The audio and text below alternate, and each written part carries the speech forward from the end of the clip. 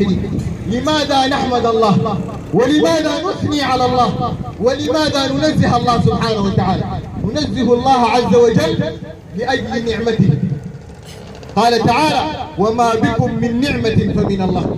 قال تعالى: وإن تعدوا نعمة الله لا تحصوها إن الإنسان لظلوم كفار. النعم اللي عندك دي كلها من الله. وعلى رأس هذه النعم خصائص الربوبية. الله الذي خلقكم ثم رزقكم ثم يميتكم ثم يحييكم، هل من شركائكم من يفعل من ذلك من شيء؟ الله خلق، الله أحيا، الله رزق، الله ملك، الله قدر، الله صرف، الله قضى. الله سبحانه وتعالى بيده منافع العبد التي يتقلب فيها من ميلاده إلى وفاته، كلها من الله. عشان كده الإنسان عليه أن يلهج بالحمد والثناء والشكر لله سبحانه وتعالى.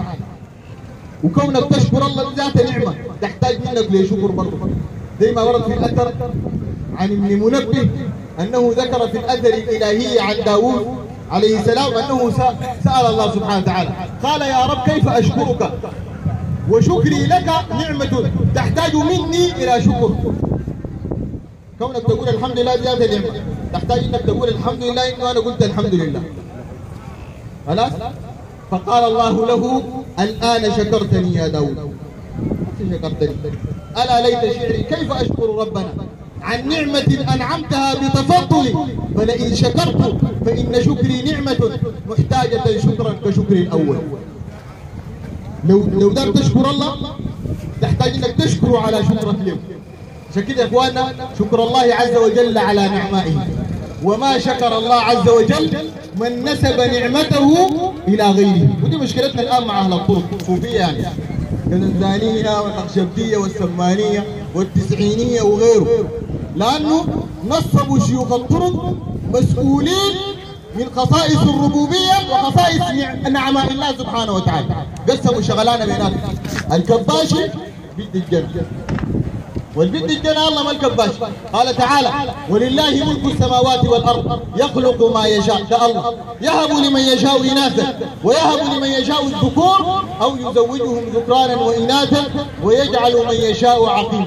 واحد هنا في الفاو وسمينه بيعماها في سماها، قالوا ده منزل المطر، وكذابين ساي اللي بينزل المطر ده الله سبحانه وتعالى. قال: وهو الذي أنزل من السماء ماء فأحيا به الأرض بعد موتها. الله سبحانه وتعالى يقول لك الشيخ ده بيعلم الغيب زي ما قال البرعي: منهم خفي الحال، منهم مجاهد، منهم عليم بالغيب باطن وظاهر. خطاب العليم بالغيب ده الله سبحانه وتعالى. قال تعالى: عالم الغيب فلا يظهر على غيبه احدا الا من ارتضى من رسول فانه يسلك من بين يديه ومن خلفه رصدا ليعلم ان قد ابلغوا رسالات ربهم واحاط بما لديهم واحصى كل شيء عددا. ده الله سبحانه وتعالى يقول لك الشيخ بيكتب حجاب زي حميد اللي كان في البلد دينا شغال بيكتب حجاب.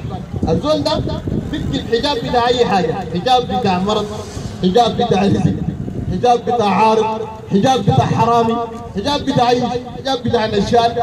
انت واحد يقول لك والله طبعا انا الحجاب ده اشتريته بدري من ابويا الشيخ، حجاب بتاع رزق لا 20 سنه الناس دي كلها تخش السوق وتمرق الا انا قاعد في السوق ده يحسب ما ملك.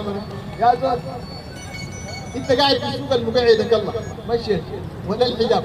انت الكلام ده ما المقعدك يا شيخ ولا الحجاب ولا السوق، المقعدك فوق السوق الله، والبرزقك والبرزق الشيخ الله، والشال منك ال7 جنيه ولا ال10 جنيه ادى للشيخ ال10 جنيه دخلت على الشيخ دي رزق، ولو جاء من طريق غير شرعي لكن رزق من الله للشيخ. اتفق انت الكلام ده؟